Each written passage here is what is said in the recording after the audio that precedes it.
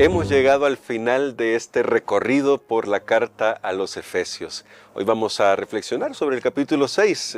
Ya hicimos un resumen día a día de cada capítulo que hemos estudiado en las 13 semanas anteriores. En esta semana 14 estamos llegando al final, pero la Biblia todavía tiene mucho que decirnos. Agradecemos a nuestra pastora Ani Perla por todos estos comentarios que ha compartido con nosotros y porque también está hoy con nosotros. Pero recuerde, querido amigo, querida amiga, que no dejamos de estudiar la palabra de Dios. Ya tenemos el nuevo folleto de estudio, pastor, y está muy interesante. Amén, amén. Ahora vamos a orar y vamos a pedirle a Dios que nos ayude con nuestra reflexión para este día viernes. Querido Padre, gracias te damos porque has sido misericordioso con nosotros y este mensaje que diste para la iglesia en el pasado y para nosotros ahora, queremos que llene nuestro corazón de tal manera que podamos vivir el Evangelio y ser participantes activos de la unidad de la iglesia, de esta nueva creación que tú has hecho. Lo pedimos en el nombre de Jesús. Amén. Para este día, pastor, continuamos un poco con el tema. Pablo continúa un poco con el tema de la sumisión. Ya ayer que usted nos explicaba, ¿no?, eso de la llenura del Espíritu en contraste con la llenura del mundo, lo podríamos decir así, la embriaguez. Y luego lo presentaba cómo se vive esa llenura del Espíritu en una relación como el matrimonio. Ahora surge la pregunta, por las otras relaciones que ya usted nos mencionaba que el apóstol Pablo va a tratar y que ha tratado en su carta, cómo la llenura del Espíritu se ve en la relación de padres e hijos. Bueno, el apóstol hoy va a tocar estas relaciones que son muy importantes también. De hecho, los hijos son los que van a continuar después de los padres, y así es que la humanidad ha ido desarrollándose, pero no se puede en realidad, y es lo que el apóstol dice, porque estas relaciones son importantes, porque no se puede vivir una vida como Dios la quiere si no tomamos en cuenta, especialmente si los padres son piadosos, que los hijos puedan respetarlos, honrarlos y puedan obedecer a ellos. De hecho, notábamos cuando estudiábamos la lección, porque ahora lo que estamos haciendo es como viendo una visión global. Cuando estudiábamos esta lección más detalladamente, hacíamos exégesis porque íbamos al texto, notábamos ahí que el apóstol decía, hijos, obedezcan, cosa que no usa así directamente esa palabra para las esposas, hacia los esposos, esposas obedezcan, no estaba así, sino fuera más malinterpretado. Si ha sido malinterpretado lo que ha dicho, pues mucho más, pero al hijo sí le dice directamente obedezca, hijos obedezcan a sus padres. Lo menciona que justo, obviamente, porque los padres vienen primero, los padres están con la responsabilidad de poder criar y de poder educar a sus hijos. Entonces, sin embargo, el apóstol Pablo no deja nada en el aire y decía ahí Efesios capítulo 6, versículo 1, tal vez lo vamos a leer para que pueda resonar lo que quiero mencionar. Claro que sí, dice, hijos, obedeced en el Señor a vuestros padres porque esto es justo. Muy bien, esa palabra en el Señor, ya eso va regulando todas las relaciones. Pues si un padre dice, aquí está lo que yo quería, pero dice en el Señor. Cuando habíamos hablado de la sumisión también de la esposa, decía como al Señor, siempre tomando en cuenta que en todas estas relaciones deben estar los principios basados en la palabra de Dios y la sumisión del creyente a la voluntad de Dios para su vida. Entonces, por eso es que dice el apóstol en el Señor. De hecho, en Colosenses el apóstol Pablo dice, porque esto agrada al Señor. También aquí lo dice, esto es justo, es correcto, es lo que Dios pide. Los hijos deben a sus padres su existencia y se espera que nadie los ame más que sus padres. Por eso los padres tienen más experiencia de vida y deben ser escuchados, deben ser más sabios. El hecho de que se le diga al hijo, obedece a tu padre, indica que ellos tienen autoridad, pero luego Pablo viene y balancea y habla al padre, no es una autoridad infinita, ilimitada, no es incluso una autoridad por encima de la autoridad de Dios. Lo mismo hizo allá con el esposo también, porque da un consejo para los padres y le dice, no provoquéis a ira a vuestros hijos. En Colosenses dice, no exasperéis a vuestros hijos, porque si el padre ejerce esa autoridad, bueno, yo tengo autoridad, dijo, tú tienes que obedecerme, pero si hace un uso arbitrario, irracional, inconsiderado, eso de la fuerza, de la autoridad, eso desanima, frustra, causa resentimiento en el hijo. Tal vez a veces los padres pueden acostumbrarse a ver solo los defectos, solo la falta, y el hijo dice, bueno, cuando cometo un error, ahí rápido me dicen, cometí un error, pero hice algo bueno, nadie me dijo nada, nadie se dio cuenta.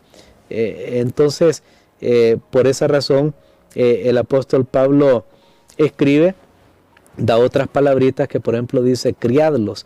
Esa palabra da un sentido de ternura. Por ejemplo, nosotros cuando decimos la cría de tal... bueno, esto se usa más que todo hoy así, hablando de los animales, pero la palabra criarlos, criar a un niño, incluye ternura, esfuerzo, prepararlo. Luego el apóstol dice en disciplina, significa entrenamiento, educación hacia la madurez. Yo aquí quiero recordar que la palabra disciplina tiene la misma raíz que discípulo, aún en español, si nosotros lo notamos, disciplina, discípulo, y significa que el propósito de la disciplina es hacer de esa persona, en este caso estamos hablando de los hijos, un seguidor. Noten que la disciplina nunca es para alejar, para destruir, es para acercar, es para encauzar, para guiar.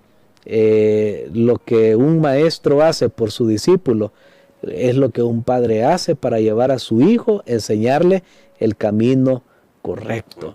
Estos eran los consejos que daba el apóstol Pablo. Usa la palabra también amonestación, que puede incluir la amonestación verbal.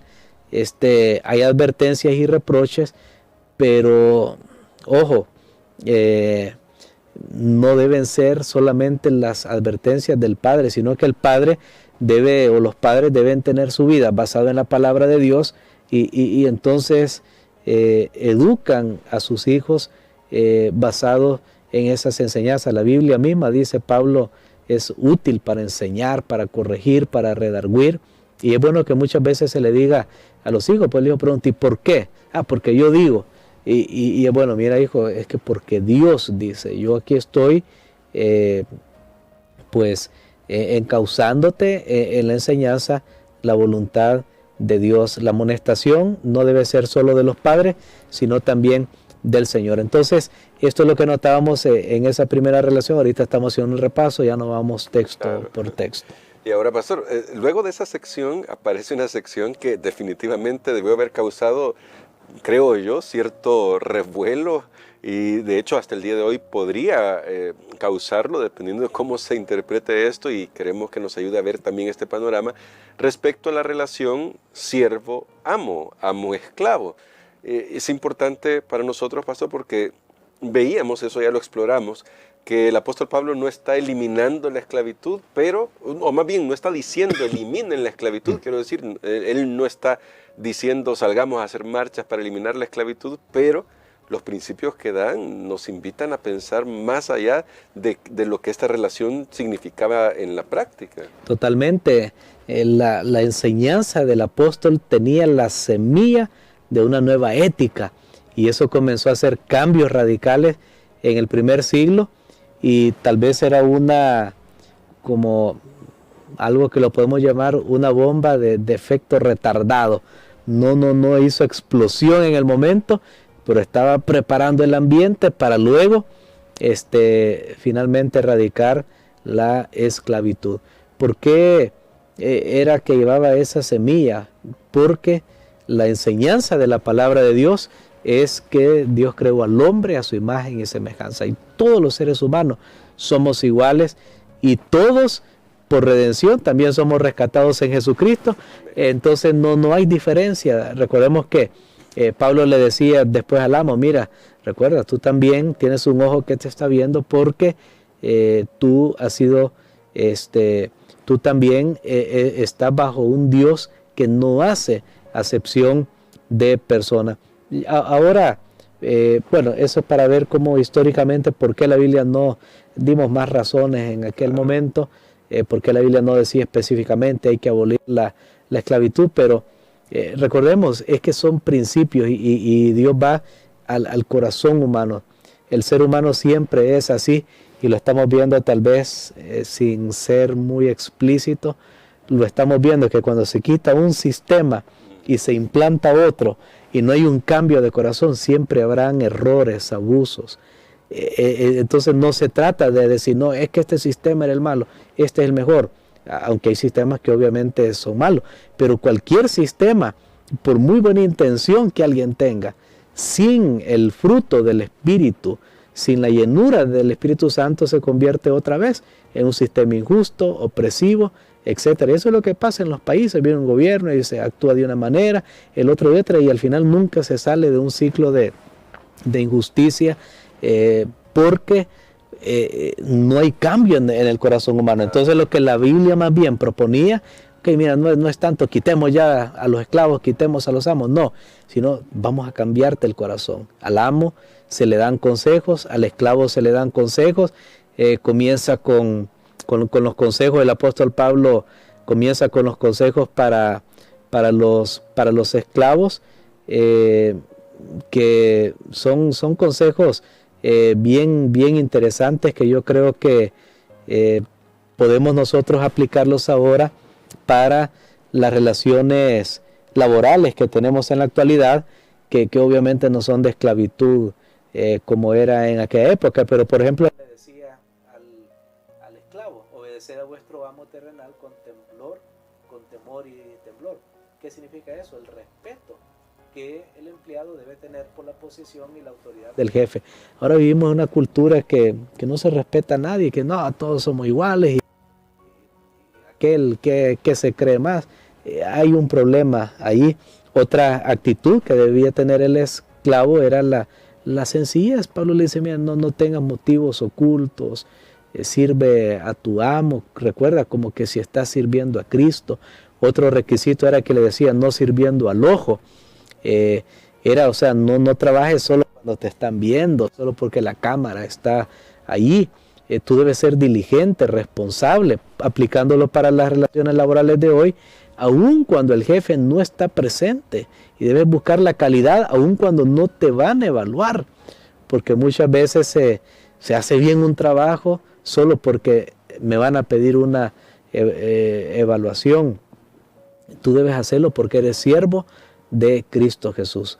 Y otro elemento que le decía el apóstol Pablo al esclavo era, haz de tu trabajo de corazón, de buena voluntad, alegremente, cumple con felicidad, con placer, como para el Señor.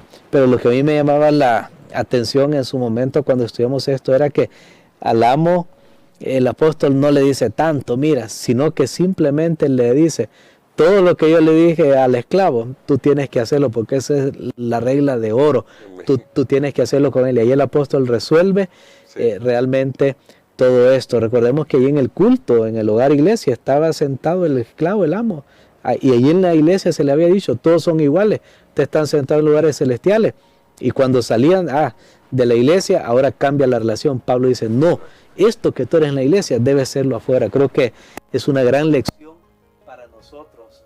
No caer en la hipocresía, que en la iglesia somos una cosa y en nuestras relaciones fuera de la iglesia somos otra. Y justamente eso, pastor, ahora me lleva a la última sección de la carta a los Efesios, que de alguna manera, pienso yo, cambia un poco abruptamente de tono, porque luego de estar dando algunos consejos, luego de estar hablando sobre estas relaciones, resulta que ahora Pablo nos mete de lleno en un ambiente militar, en una batalla. Y en su momento hablamos un poco acerca de esto, pero hoy para terminar con nuestra reflexión, pastor, cuán importante es que nosotros estemos conscientes de esta batalla que se cierne a nuestro alrededor, y cuán importante es que estemos dispuestos a usar las armas del Señor, que no son armas físicas, no se trata de las armas del mundo, sino lo que Dios ha provisto para luchar la buena batalla de la fe. Bueno, parece cuando uno lee esta carta que abruptamente el apóstol Pablo cambia el tema, porque habla, ojo, hay un gran peligro, hay una guerra que el creyente tiene que pelear con las fuerzas demoníacas. Imagínense, uno está leyendo esta carta y bueno, como hemos comentado, está pensando en este asunto de las emociones, de las palabras, la lengua, la lascivia, porque hablaba ya de fornicación, está hablando de los cónyuges, un hijo necio, rebelde, y entonces cualquiera podría pensar, es que esos son mis desafíos. Pero entonces Pablo viene y le abre la mente al creyente y le dice, no, hay fuerzas espirituales demoníacas, y ahora amplía el campo de batalla del cristiano. De hecho, Pablo como que le está diciendo, mira, olvídate de lo terrenal, porque dice, no tenemos lucha contra carne ni sangre. Al final tu problema no es tu esposo, tu esposa, tu hijo, tu esclavo, tu amo, ni tú mismo. El gran problema, hay fuerzas espirituales con las que tenemos que luchar, pero ¿qué tiene que ver al final esta inserción de estas fuerzas espirituales acá? Y entonces yo creo que aquí unimos este tema con todo lo de la carta. Antes de cerrar su carta, Pablo identifica al verdadero enemigo y a sus huestes de maldad. Y es como que les está diciendo, mira, ellos se oponen a los propósitos de Dios, ellos no pueden hacer nada ya, porque no es la primera vez que mencionaba esta fuerza. En el capítulo 1, él hablaba de cómo Cristo triunfó sobre las huestes del mal. Lo veíamos en el capítulo 1, los versículos 21 en adelante, y que nos ha rescatado del poder de las tinieblas. Pero ahora el apóstol lo que está diciendo es, ya Dios hizo una obra de creación, una obra de redención. El enemigo no puede cambiar eso, pero sí va a luchar para que ustedes logren la unidad, para que no se manifieste en su comunidad. Y yo creo que aquí volvemos, hermano Gerson, a un llamado que yo hacía esta semana, y el llamado es lo mismo que el apóstol Pablo está haciendo, y él dice, mira, hay un gran factor de obstáculo para la unidad, y son las fuerzas del mal.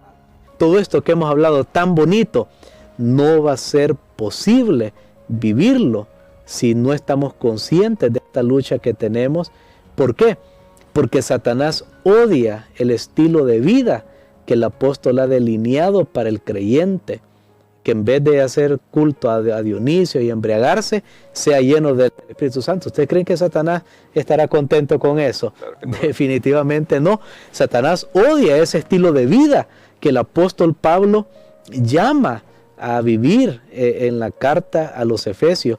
Una vida de unidad, de crecimiento espiritual, de estabilidad doctrinal, de honestidad, de perdón, de pureza, de sumisión, de amor. Él odia esto. Y entonces él luchará para evitar que el creyente camine hacia la madurez. Y ahí es donde vendrán las distracciones, vendrán los ataques del enemigo para meter pereza, ofensas, problemas en el hogar, lascivia, egoísmo, para que la doctrina sea corrompida, para que no haya unidad en la iglesia. Entonces ahora vemos por qué el apóstol unía todo esto. Este tema es crucial, porque si el creyente no aprende a resistir a Satanás en el poder de Dios, no podrá vivir esa vida transformada, y la iglesia no vivirá en armonía.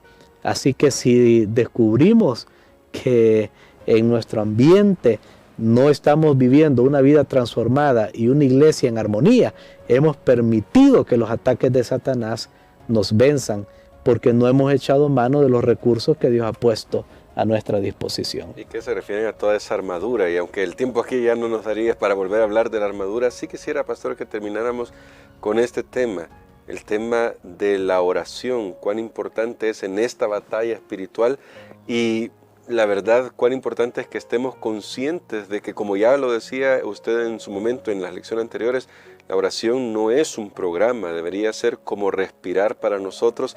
¿Cómo podemos implementar a nivel personal y también como iglesia este estilo de vida en este campo de batalla? Muy bien, creo que cerramos con este tema de la oración, y está muy bueno. De paso, usted puede ir y repasar, ve en la lección qué día fue o qué semana se habló de la armadura, y Y tenemos esta ventaja ahora, hermanos Gerson, de estas redes sociales, mientras se puedan seguir usando para el bien. Usted puede ir y consultar lo que hemos hablado. Solo voy a finalizar porque es el cierre de este repaso. Cada vez que un cristiano vive en armonía con lo que dice la palabra de Dios, Satanás lo toma como un desafío personal. Y él atacará, dirigirá sus esfuerzos para destruir esa armonía, esa unidad. Trabajará entonces para que el cristiano pueda abandonar ese camino de sabiduría, de amor, y recordar que Satanás es más potente que nosotros los seres humanos, pero no es más potente que la Trinidad, que Dios que está de nuestro lado. Pero ¿cómo vamos a estar cubiertos? Constantemente fortalecidos en la fuerza del poder del Señor. Y necesitamos estar constantemente en comunión con Él. El soldado cristiano debe tener esa armadura, no permitir que nada lo distraiga, y mientras usa la armadura y estar en oración. De hecho, hay un texto en Lucas 18, Jesús nos muestra que hay dos opciones. Él dice que contó esa parábola, la que está en Lucas 18, de la viuda y el juez injusto. Dice, para reconocer siempre la necesidad de orar siempre y de no desmayar. Quiere decir que solo hay dos opciones: orar o desmayar. Quiere decir que si no oramos, caemos en el desmayo. Si desmayamos, es porque no estamos, y si oramos, no estamos desmayando. Entonces, así se resume realmente la vida del cristiano. Tú y yo, mis hermanos, debemos decidir cuál va a ser nuestra vida, cuál va a ser el resultado de nuestra vida. Y si nosotros estamos en constante comunicación con Dios, vamos a lograr ser vencedores. Definitivamente, la oración rompe las cadenas del enemigo, une también al pueblo de Dios. Así que todos estamos invitados a orar, como decía el apóstol Pablo. Y mire, yo embajador aquí en cadenas en la cárcel, oren por mí, oren. Miren lo que ha costado la unidad. Lo que ha costado todo esto, no lo perdamos, pongámonos la armadura y recordemos estar constantemente en comunión con nuestro Dios. Y por eso, pastor, ahora quisiéramos que usted ore por nosotros para que lo que hemos aprendido en estos 6 capítulos y en estas 14 semanas lo podamos llevar a la práctica y reconozcamos que estamos viviendo en tiempos peligrosos porque el enemigo anda al acecho, pero que podemos estar resguardados si hacemos, como dijo nuestro pastor, la voluntad de Dios revelada en su palabra. Amén. Padre, te damos gracias, Señor, por habernos permitido el estudio de esta maravillosa carta. Gracias porque este mensaje es muy relevante para nuestros hogares y para nuestra iglesia, para nuestra sociedad, para todos los ambientes donde nos desenvolvamos. Es muy relevante para nosotros hoy. Señor, no hay discusión, tú has hecho una gran obra, pero ahora dependerá de cuánto nosotros nos sometamos a tu voluntad, te busquemos constantemente en oración. Señor, oramos para que nos des fuerza y valor para resistir en esta batalla de el bien y el mal. Oramos para que podamos estar siempre del lado correcto. Oramos, Señor, para que podamos ser humildes y reconocer que te necesitamos a ti. Así como el gran apóstol decía, oren por mí, porque aún él reconocía que no se trataba que ya era un profesional, un experto, sino que reconocía que cada día hay una nueva batalla que librar y nuevas victorias que alcanzar. Señor, bendice a la iglesia hoy, para que podamos permanecer unidos y que el fruto de esta lección sea que tu iglesia pueda estar más unida. Ayúdanos a derrotar los planes del enemigo, y no al contrario. Todo esto lo pedimos en el nombre de Jesús. Amén.